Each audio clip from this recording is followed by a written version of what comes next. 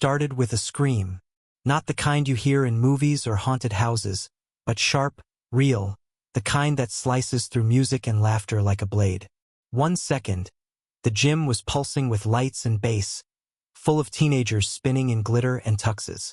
The next, a crowd had formed near the edge of the dance floor. Phones were already up, filming. At the center of it all stood Jade. She was still rigid, tall in her heels, the hem of her sequin dress catching the light. Her hair was braided neatly, her shoulders squared. She wasn't crying. She wasn't shouting. But her eyes were locked on the girl in front of her. The one who had just shoved her. Hard. Jade had stumbled back a step but caught herself before falling. It was clear, deliberate.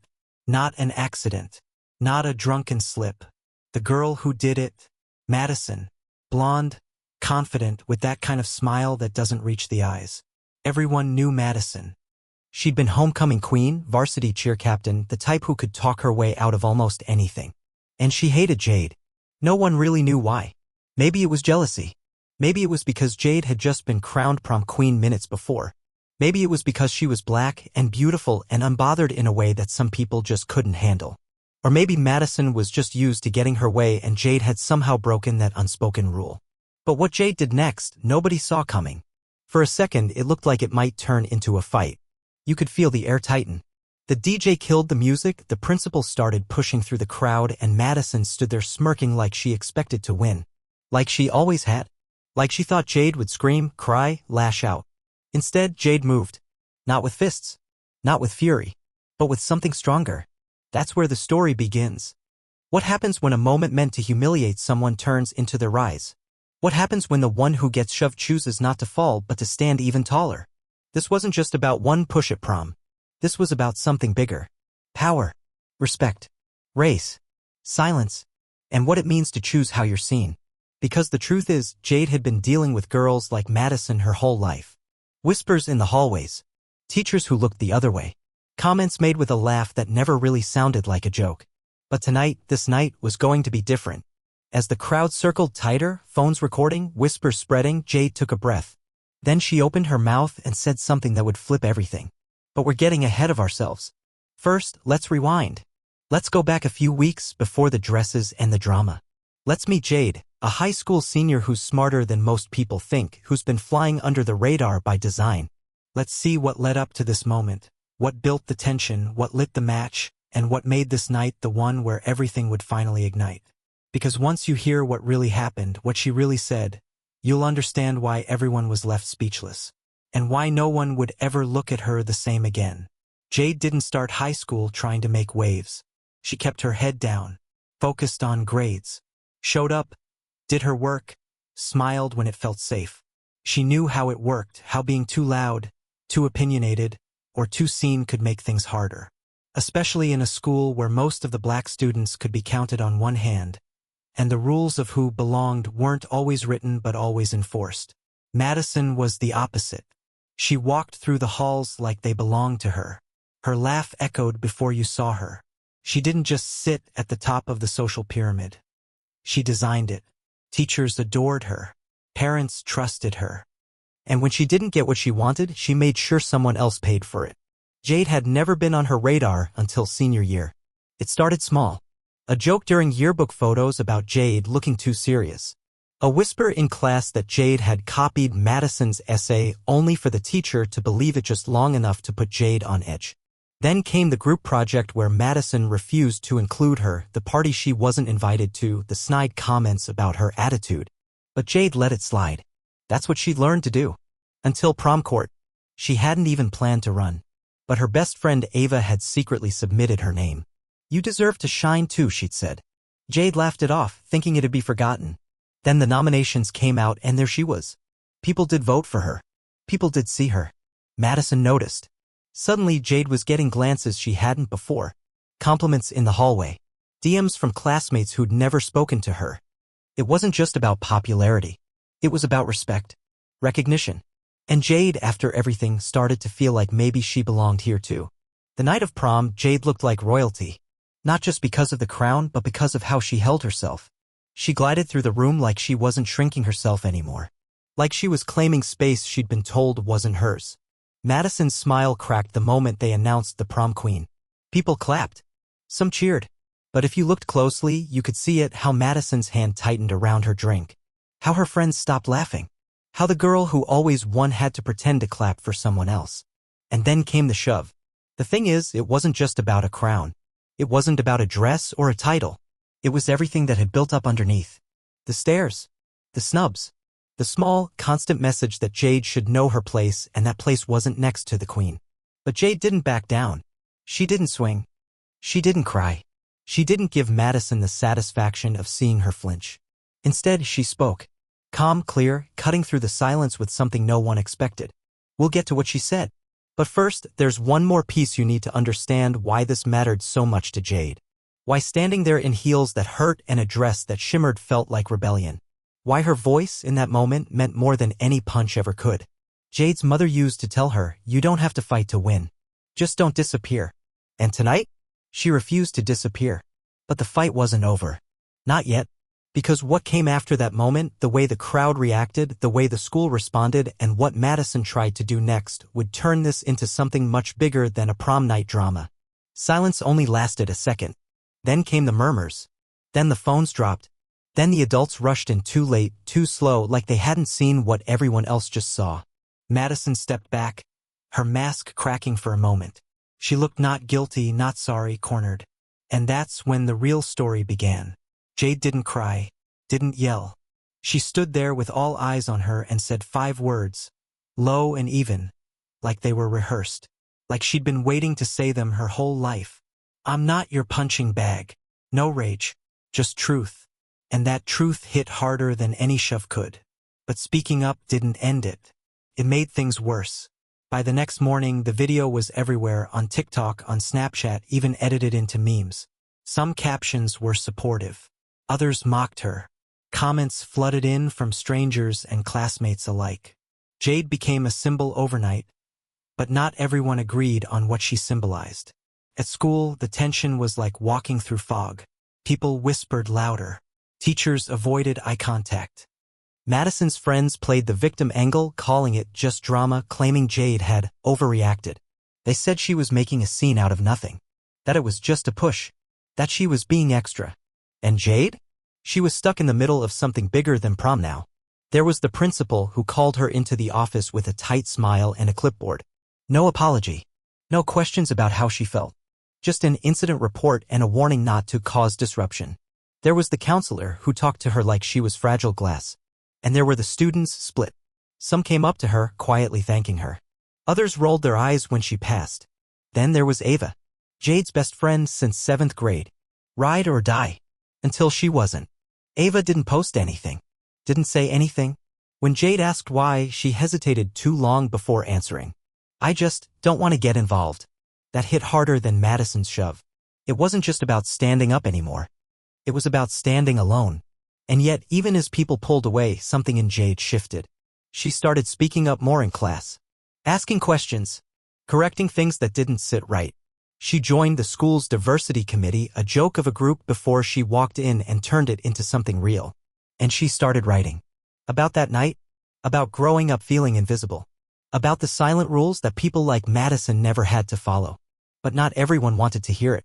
An anonymous Instagram page popped up, Central High Exposed. It posted rumors, screenshots, half-truths, and it had a clear target. Jade. Someone reposted an old photo of her in middle school, twisted the caption to make her look like a bully, not the one being bullied. Another post claimed she faked the whole prom thing for attention. And somewhere in the background, Madison kept her perfect smile intact. She started showing up to school meetings, talking about forgiveness and healing.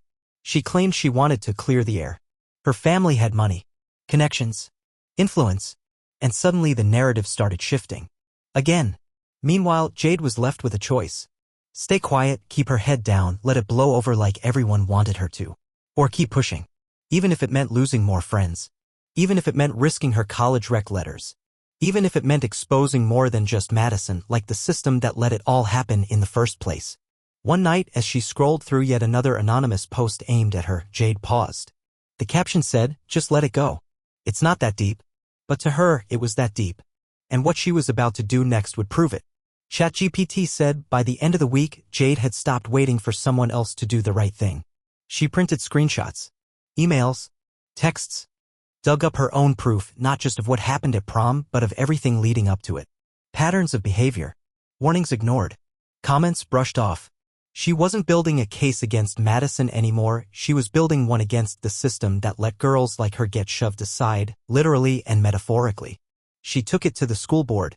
They tried to smile through it. Called her brave and articulate like that was enough. Like compliments were currency. But she watched their eyes, the way they glanced at each other when she spoke. Like she was a problem to manage, not a truth to face. Still, she kept pushing. She posted her own video, calm, clear, without edits. Just her voice. Her story. Not just about prom, but about the hallway whispers, the group texts she was never added to, the jokes that weren't jokes, the time a teacher praised her after repeating her exact point from a white student's mouth. The video hit hard. Within hours, it was everywhere. Comments flooded in, and not all of them were kind. Some praised her. Others tore her down. People she hadn't spoken to in years reached out. Her aunt in Chicago sent her flowers. Her debate coach emailed just 2 words, proud of you. But that wasn't the part that changed everything. It was what Madison did next. She posted too. A slickly edited video. Perfect lighting. Soft background music. I just want peace, she said, her voice breaking just enough. I never meant for any of this to happen. I've been getting threats. I'm scared. The comments section filled with hearts. And suddenly the lines started to blur. People didn't know who to believe. Some called Jade a hero. Others said she was dividing the school. Some even said both girls should be punished because drama doesn't belong in education. It got to Ava. Late one night, she showed up at Jade's house. No text. No warning. Just stood on the porch, arms crossed, eyes tired. You're doing too much, she said. Jade stared at her, stunned. Too much. You're blowing this up. And now it's all anyone talks about. Everyone's mad. Madison's parents are talking to lawyers. Teachers are freaking out. Just stop. Please. It was the first time Jade had ever felt something snap between them. You mean it's too much for you, she said. Because I'm finally saying what you wouldn't. Ava didn't deny it. And Jade didn't ask her to stay. From there, things moved fast. Whispers turned into meetings. Students started organizing, some for Jade, some against. A petition circulated demanding an investigation. An anonymous source leaked a message thread from Madison and her friends mocking Jade, planning the prom moment weeks before it happened. But no one knew who leaked it. All they knew was it came from inside Madison's circle. And suddenly someone was talking. The school scrambled to control the damage. Madison went silent. Her friends disappeared from socials. Parents started emailing the district. And Jade? She stayed quiet. Not because she was scared, but because she was waiting. One more meeting. One more move. That's all it would take. And then, just 2 days before the school's public forum, Jade found something. Buried deep in her inbox. A message from a student she barely knew. One of Madison's former friends. Subject line, you don't know everything. Inside, just 2 sentences. You're right. It was planned. But what Madison was hiding, it's bigger than you think. Jade sat there, the words burning on the screen. She didn't know what it meant yet. But she would. Because if what that message hinted at was true, this story wasn't just about a shove anymore. It was about a cover-up. And what came next would shake the school from the inside out. Jade read the message again. You don't know everything. But what Madison was hiding, it's bigger than you think. She felt it in her gut, this wasn't some vague threat. It was a breadcrumb. Something real. And dangerous. She replied, quick and blunt, what are you talking about? What is she hiding? No answer. The account disappeared 5 minutes later. By the next morning, things had already shifted. The school board meeting was packed. Parents on both sides. Students, teachers, even a few local reporters. Jade was scheduled to speak last. But before she could, another name was called. One no one expected. Ava. She stepped up to the mic, hair pulled back. Voice shaking. I have something to say about the incident at prom, she began. And about what's been happening since. Jade's stomach flipped. Ava looked out at the crowd, then down at her paper. Her hands trembled. I didn't know how to say this before. I was scared. I didn't want to lose friends. But I was there when they planned it. The push. The recording. The captions. All of it. The room exploded. Jade couldn't move. She wasn't sure what shocked her more, that Ava was involved or that she was confessing now. Ava continued. They asked me to film it. I said no. But I didn't stop it either. And I didn't warn Jade. That's on me. Suddenly everything clicked. The silence, the distance, the guilt in Ava's eyes that night on the porch. But that wasn't the twist. Ava took a breath. And I know why Madison did it. I wasn't supposed to say anything, but Madison's mom is on the school board, and she found out Jade was going to be valedictorian. The room fell still. She knew Jade had the highest GPA. She didn't want it going public. Not before college acceptances. She said it would complicate things. Said her daughter deserved to graduate on top. That it would look better. So they made a plan to discredit Jade. Quietly, subtly, until prom. Jade's hands were cold. Her heart pounded in her throat. This wasn't about popularity. It never had been. It was sabotage. Madison hadn't just wanted her humiliated. She wanted her future damaged. Everything Jade had worked for, every late night studying, every essay, every recommendation, was a target. And Madison's shove was just the surface. The school board tried to shut the meeting down after that. Parents shouted. Phones went up. But the story was already out. The next morning, Jade's inbox was full. Reporters, universities, classmates, teachers she didn't even know well suddenly reaching out. One of them forwarded her an internal email, proof that Madison's mom had pressured faculty to reassess class rankings back in March. The betrayal burned. Not just Madison's, but Ava's too. But then again, Ava came forward, publicly, risked everything. So when she texted Jade one line, "I'll face the consequences." "I'm sorry." Jade didn't reply. Not yet. There were bigger moves to make. That same day, Jade scheduled a meeting with the school's equity officer, the district superintendent, and 2 lawyers from a civil rights nonprofit who had quietly offered help after her video went viral. Because this wasn't just about personal revenge. It was about changing the system that gave girls like Madison a safety net, and gave girls like Jade a target on their back. And just as the dust began to rise from Ava's confession, Jade got a second email. No subject, no name, just 2 lines again. Ava didn't tell you everything. There's still one more secret. And with that, the story twisted again. This time toward something even deeper. The second email didn't sit right. Came from a blank account, no name, no trace, but it carried weight. Jade couldn't ignore it. Not after everything. Not after Ava's confession, the school board fallout, the proof of Madison's mother manipulating rankings. She responded, cautious. What secret? No reply. That night, Jade didn't sleep. She laid awake, turning over every detail. The shove, the sabotage, Ava's betrayal, the leaked messages, the smear campaign. And now, a final secret? The next day, she found it. Not in her inbox. In the school library, of all places. Jade had gone in for quiet, for space. But something pulled her to the back section, near the yearbooks. On a whim, she opened the senior binder, where awards, rankings, and scholarship winners were logged before graduation. Her name was missing. Valedictorian? Madison's name. But Jade knew her GPA was higher. She scanned the pages, faster, angrier, until she saw it. A printed spreadsheet. GPA rankings. Her name was at the top, dated a week before the prom. But next to it, scrawled in red pen, revise, per B request, initials, LM. Jade stared at the letters. Lynn Markham, Madison's mom. That was the final twist. They hadn't just planned the shove. They had planned to erase her. Paperwork, records, emails.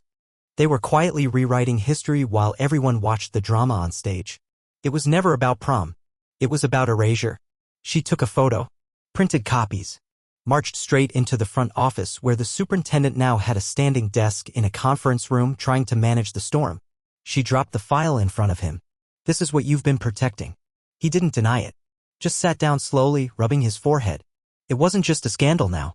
It was fraud, academic sabotage, racial discrimination on record. And it wasn't just about Madison anymore.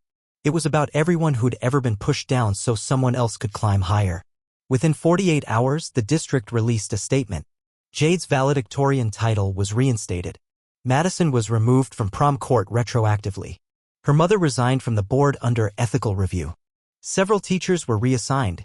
The graduation ceremony was restructured with Jade giving the opening address. But here's what no one saw coming. She almost didn't show. The day before graduation, Jade stood in her room staring at her cap and gown. The damage was done. Her trust in people? Torn. Her friendship with Ava? Gone.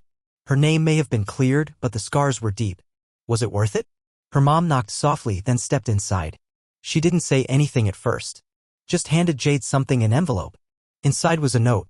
From her old middle school teacher. It read, "I always knew you'd be the one to say what others wouldn't. Thank you for making the silence uncomfortable." That was all Jade needed. Graduation day was clear and hot. As she walked to the podium, tassel swinging, there was no music, just applause. Some of it loud, some of it polite. But Jade didn't care who clapped. She had the mic now. Her speech didn't talk about revenge, or Madison, or any of the chaos. It talked about voice, power, the danger of quiet cruelty, and the beauty of choosing truth even when it costs you everything. She ended with the line her mother had told her years ago, "You don't have to fight to win. Just don't disappear." And she hadn't. The crowd stood, cheered, even some who hadn't believed her, even some who never said a word. Jade walked off stage lighter than she'd felt all year. But just as she stepped down, someone handed her a sealed envelope. No name. Inside, a single photo. A younger Madison, age 12, in a different school district, holding a trophy next to a black girl whose name had been scratched out. On the back, in careful handwriting, "She's done this before." Jade froze, because the story might have ended for now. But the truth? It was still unraveling. Summer came fast after graduation. The cameras faded, the applause died down, and the gowns were packed away. But the aftermath lingered like a quiet hum just under the surface. For Jade, it wasn't over. Not really. But for the first time in a long time, it didn't feel like she was carrying it all alone. Madison never returned to school. Word spread she'd transferred out of state. Her mother's resignation became a footnote in local news, overshadowed by budget talks and new policies. But Jade didn't care about their exit. What mattered more was what stayed behind. The student body wasn't the same. There were real changes. A student equity council with actual power. Teachers sent to bias training, mandatory this time. A revised scholarship review process, stripped of private influence. For once, the system had been forced to look at itself. And it blinked. Jade turned 18 that July. Instead of a party, she spent the afternoon at the community center with Ava. Yes, Ava. After weeks of silence, they'd met again. Not to fix everything. Some things they knew might never be whole again. But Ava apologized face to face, no excuses this time. She owned her silence, owned her fear. Jade didn't forgive easily, but she saw the cost in Ava's eyes, and maybe that was enough. Next time, Jade told her, "You speak before someone gets hurt." Ava nodded. "I will." They sat in the sun after that, not talking much, just being. College acceptance letters came. Jade's inbox overflowed with offers, some from schools that hadn't looked at her twice before. She chose a university that felt like a fresh start. A campus where she wouldn't be the only and where no one would treat her like a token or a threat. But even as she packed her things, the envelope with the photo stayed taped inside her journal. She's done this before. The face of that other black girl, her name scratched out, forgotten, stuck with Jade. It was more than a haunting detail. It was a reminder. This wasn't about Madison alone. It never was. That photo proved what Jade had come to understand. There's always a girl before. Always someone whose story was buried, erased, misnamed. But not this time. Jade had made sure of that. Before leaving town, she launched one final video. Not a call-out, not drama, just a message. She showed her cap and gown, her diploma, the photo. She told the story, not just her own, but of every girl who didn't get a second chance. She called it the last silence. Within hours, it exploded. Students around the country started sharing their own stories. Moments where they were pushed, overlooked, erased. The hashtag the last silence trended for days. Teachers responded. So did activists. It turned into something bigger than a prom night, bigger than revenge. Turned into a reckoning. In the final shot of the video, Jade looked straight into the camera. Her voice steady. "No one shoved me to the ground, but they tried to shove me out of the story. If you're watching this, don't wait to speak. Don't wait to be shoved. Your voice is the change. Start now." She left the video up. Never edited it. Never turned off comments. That was her goodbye. Not to the pain. Not to the fight. But to the version of herself that had once believed silence was the safest choice. And somewhere out there, maybe another girl, forgotten, quiet, watching, finally felt seen.